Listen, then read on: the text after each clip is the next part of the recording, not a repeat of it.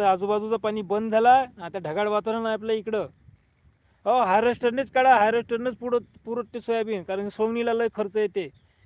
मी खर्च काढून हार्वेस्टरचं नियोजन घेतलं, कारण की पहिलेच उतारा कमी आहे. मी हार्वेस्टरनं सोयाबीन काय काढणं तुम्हाला सांगतो आता. बघा, हार्वेस्टरनं सोयाबीन का काढलं. बघा, आता यावर्षी सोयाबीनचा उतारा कमी लागणार होता, म्हणजे कमीच होणार होता. नापिकी आहे सोयाबीनची नापिकी आहे.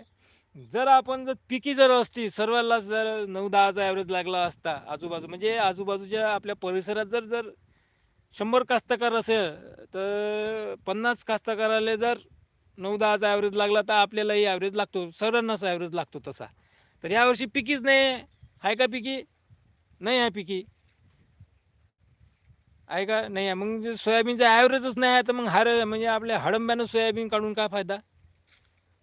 उताराच नाही लागत ना. मग ते हडंब्याला जर उतारा नाही लागला, तर मग ते हडंबा मशीनवाले मग एकरानं सोयाबीन घेते. मग 1500 रुपये एकरानं काढते. मग 1500 रुपये एकरानं आपल्याला गंजी काढायला परवडन का?